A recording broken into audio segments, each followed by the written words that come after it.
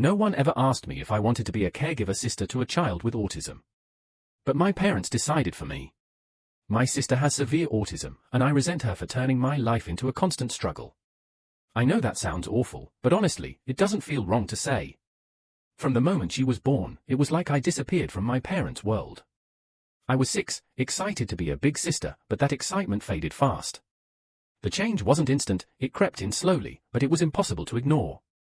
Before I knew it, I was being moved into the basement because she had to be closer to Mom and Dad. That stung. The basement was cold, unsettling, and lonely. I missed the comfort of being near my family. Nights down there stretched endlessly. I could hear everyone else upstairs, and it made me feel like I wasn't really part of them anymore, like I was more of an afterthought than their daughter. Then came the issue with my toys. She never meant to break them, but she did, all the time. I remember trying to explain to my parents how much it upset me, hoping they'd at least acknowledge it, maybe even do something about it. But all I got was, "She's younger, she doesn't understand. You're the big sister, you should be more patient." It felt so unfair. Those toys were my escape, my little piece of happiness. Watching them get destroyed over and over, with no one caring enough to do anything, just made me feel even more invisible. The breaking point? The MacBook incident. My school had given it to me as a reward for my hard work. Then one day, it was ruined. Completely trashed. My school blamed me for not taking care of it. And my parents. Instead of defending me, they just added to the pile of blame. No one stopped to consider that it wasn't my fault. I was angry, frustrated, but more than anything, I felt alone. It wasn't just about the laptop, it was about knowing no one had my back. Being her sister while trying to live my own life felt impossible. I loved her, sure, but my parents seemed to forget that I was still a kid too. No matter what I was doing, studying, hanging out, even just taking a moment for myself, I had to drop everything when she needed something. It was like being on call 24/7 for a job I never signed up for. I couldn't even remember the last time I spent time with friends without anxiously checking my phone, worried I'd get a call telling me to come home. My life felt like it was always on pause, waiting for the next emergency, the next responsibility I'd be expected to take on. So when I finally decided to go see the new Spider-Man movie, it felt like a big deal. It had been forever since I made plans just for me. My friend Jake had been hyping it up for weeks, and his excitement rubbed off on me. I needed that break, a couple of hours to just be a teenager, not a caregiver. So, I made a choice. Just this once, I turned my phone off. 2 hours where I wouldn't have to worry about anything. Just the movie. Walking out of the theater, I turned my phone back on and felt like I'd been hit by a truck. Missed calls, texts blowing up my screen. My stomach dropped. I called home right away, and whatever happiness I'd felt from the movie vanished. My mom answered, her voice slicing through me, "Where have you been? We needed you an hour ago." I barely got a word in. My heart pounded as I rushed home, guilt and frustration tangling inside me. Stepping through the door was like walking into a storm. My parents were furious. The disappointment in the room was suffocating. "We rely on you, and you just disappear? For a movie?" My dad's voice was sharp, cutting through the noise of my sister's sounds in the background. Like going to see a movie was some kind of betrayal. I tried to explain, I just wanted a break, just a couple of hours for myself. But it didn't matter. They didn't hear me. They never did. "My responsibilities here matter more than some movie," my mom said, her voice final. They grounded me, told me I was being irresponsible, all because I wanted to watch a film. Sitting in my room afterward, the weight of it all sank in. This wasn't just about the movie. It was about feeling stuck. I get it, my sister needs me. But sometimes, I just want to do something normal without feeling guilty or getting scolded for it. Being 18 and feeling like you're not allowed to have your own life. That's rough. It wasn't just about missing out on a movie. It was about feeling trapped in a role I never chose. About craving even the smallest taste of normalcy in a life that felt anything but normal. I loved my sister, I really did, but in that moment, I couldn't shake the feeling that I'd been robbed. Robbed of the little things, friendships, freedom, the carefree moments that other teens took for granted. Living in my house felt like being caught in an endless loop, where everything revolved around my sister and her needs. Don't get me wrong, I understand she needs constant care, and I want to be there for her. But sometimes, it feels like I'm just another task on my family's never-ending to-do list. Help your sister. Make sure she's okay. Can't you see we're busy with her? It's exhausting. It's like I only exist when they need me to do something for her. And that feeling, the one where you feel like a servant in your own home, it's suffocating. I carry it around like a weight on my back, a burden that's made me question my own worth. Am I even part of this family? Or just an extra set of hands? Then, for a brief moment, I thought maybe things were changing. There was a week that actually felt different. I'd been chosen to give a speech at a school event. That recognition lit something inside me, a tiny spark I hadn't felt in a long time. I poured my heart into that speech, working on it every night, crafting every word with care. And when my parents said they'd be there to watch me, I actually believed them. For the first time in forever, I felt seen. This was something about me. I pictured them sitting in the crowd, imagined catching their proud smiles as I spoke. The excitement became a rare, precious light in the usual gloom of my life. Maybe this time, things would be different. But they weren't. They missed it. Again. Something came up with my sister, like always. And once again, it was just expected that I'd understand. Standing on that stage, looking out at the audience and not seeing them, it shattered me. My hands trembled, my voice wavered, but I pushed through. I had to. But I wasn't just crying over the speech, I was crying for every moment I'd been overlooked, every time I'd been pushed aside like I didn't matter. Yeah, people clapped. But it felt hollow. The entire walk home, I couldn't stop the tears. It wasn't that I wanted to make a big deal out of them missing it, but damn, it hurt. It was just another reminder that no matter what I do, I'll always come second. And as I walked home, one thought kept repeating in my head, this will never change. For a little while, I had hope again. I'd been looking forward to talking about college with my dad. It actually felt like a conversation about me for once, something about my future. I let myself get excited. We looked at brochures, talked about majors, campuses. It was the first time in a long while that I let myself dream, really dream, about what life could be like outside of this house, outside of all the chaos. Then my dad made a joke. Something about choosing a high-paying major so I'd be able to take care of my sister when they're gone. He laughed, like it was just some offhand comment, nothing serious. But it hit me like a ton of bricks. All the frustration, the resentment, the exhaustion I'd been bottling up. I snapped. I couldn't hold it in anymore. The tears came first, then the yelling. I let it all out, every bit of frustration, every ounce of resentment.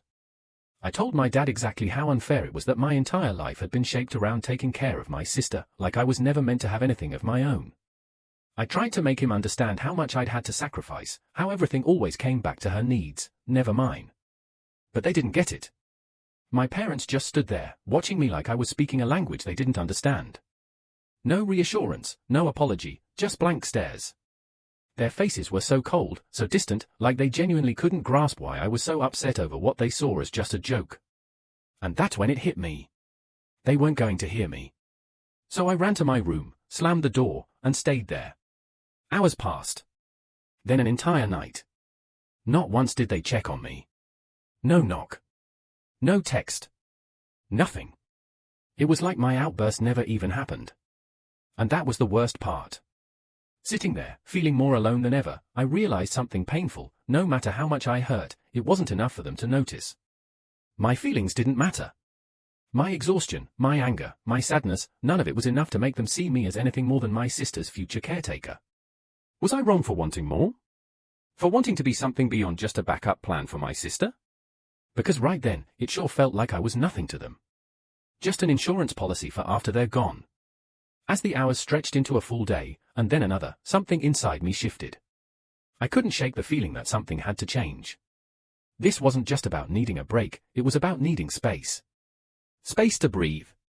Space to figure out who I was outside of the role they had forced me into. And there was only one person I knew who might understand. Grandpa. I didn't overthink it. One night, I packed a bag with the essentials, sent him a quick text letting him know I was coming over, and left. Half of me expected him to talk me out of it, maybe even call my parents. But all he texted back was, "Doors open." And that was it. Staying with Grandpa has been eye-opening. It's not like we've had some big emotional breakthrough or anything, but it's peaceful here. He lets me just be. We've talked about college, about my future, not in a way that makes me feel pressured, but in a way that makes me feel like I actually have choices. Like I get to decide. For the first time in years, I'm thinking about what I want, not just what I've been told I have to do. It's weird, but in just a week here, I feel more like myself than I have in a long time. We've shared meals, watched old movies, and he's told me stories about when he was my age. It's simple. It's calm. And it's freeing. For the first time, I've started looking at colleges again, not just the ones that would earn me enough money to take care of my sister, but ones that actually interest me. Being here with Grandpa has given me a glimpse of what my life could be. And I don't want to let that go. Wow. Honestly, I never expected this post to reach so many people. The support and kindness you all have shown me, it means more than I can say. Thank you. Thank you all. After thinking about everything for the past few hours, I've realized something. You're right. I don't despise my sister. It's not her fault she was born the way she is.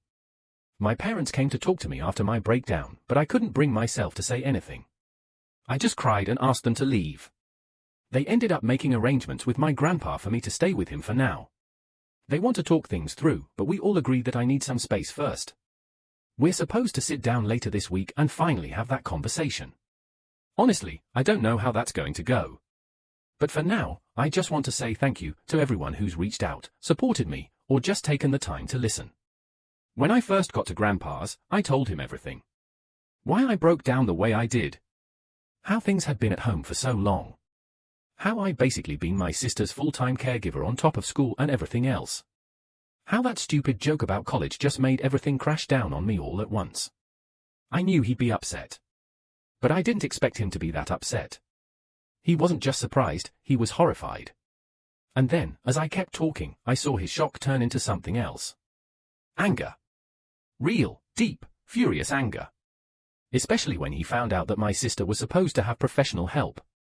That there was supposed to be someone caring for her, someone who wasn't me. That's when Grandpa said some things I don't really feel comfortable repeating here, but the bottom line was this: my parents had been ignoring the professional care my sister was supposed to get.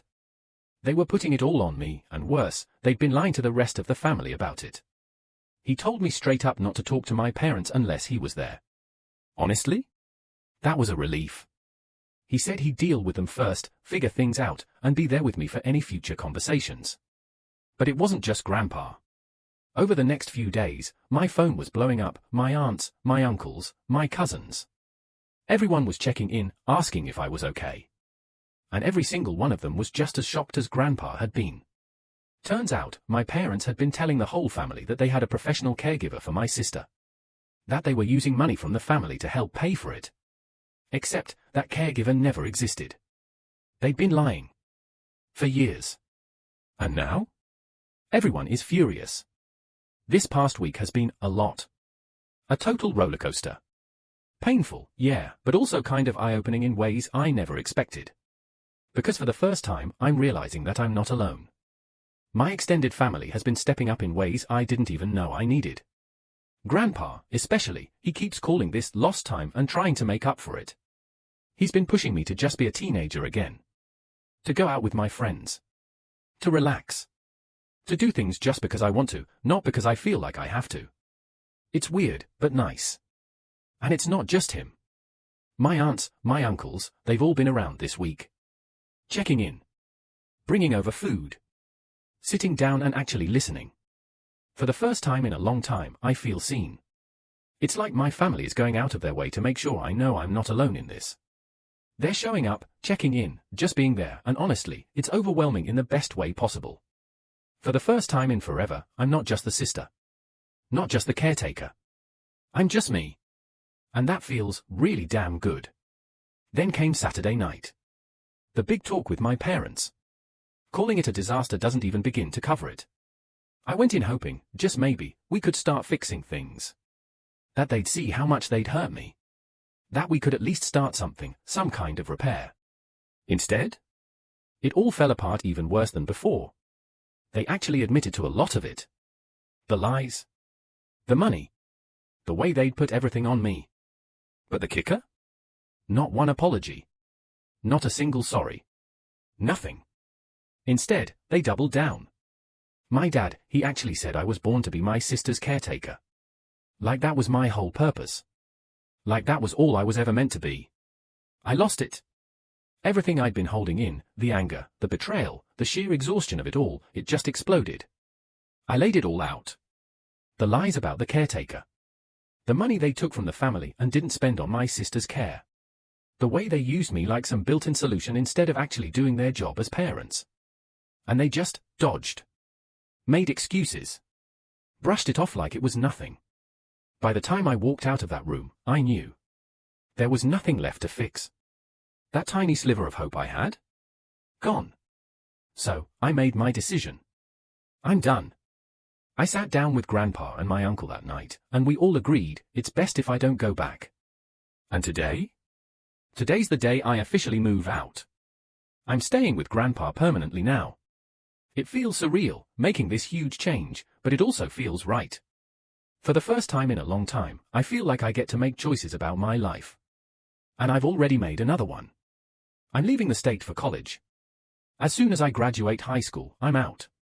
The thought of starting fresh somewhere completely new? It's thrilling. Oh, and my aunt? She's been amazing through all of this. Turns out, she used to send money to my dad every month for my sister's care, except, of course, that money never went where it was supposed to. Well, that's over. She told me from now on, she's sending it directly to me. Guess I just found my college fund. And my parents. They've called a couple of times. But if you think it was to apologize, or to say they miss me, or to try and make things right, nah. They just wanted to know when I was planning to come back. Like they still don't get it. Like they're not even trying to understand why I had to leave. This is going to be a huge change. And yeah, I'm scared. But at the same time, I feel this weight finally lifting off me. And I think I'm ready. For the first time in my life, I'm making choices for myself, and there's something incredibly liberating about that. It feels like the beginning of a new chapter, something fresh, something just for me. Deciding not to return to my parents' house wasn't easy, not by a long shot. There's still this knot of uncertainty in my stomach, but deep down I know it'll loosen with time. The way my extended family has rallied around me has been unbelievable. It's almost surreal. Even though I've made this huge decision, knowing I have their support makes everything feel a little less heavy. But the hardest truth? I've lost my parents in all of this. That realization stings more than I can put into words. It's a lot to come to terms with, and every now and then, I catch myself wishing things had played out differently. Through all the chaos, though, I've had an important realization: I don't hate my sister. The resentment I thought I felt toward her was misplaced. None of this was her fault. She had no say in how our parents handled things, and blaming her for their choices was never fair. I love her more than I can even express, and it hurts to think that, for a while, I let that frustration cloud how I saw her. One day, I hope I can make things right between us. For now, though, I need to do this. I need to figure out who I am outside of everything I've been through. It's going to be a long road, but I'm ready to take that first step. I can't thank you all enough. I wish I had time to reply to every message, but my lunch break is only so long. Just know that your kindness and encouragement mean the world to me.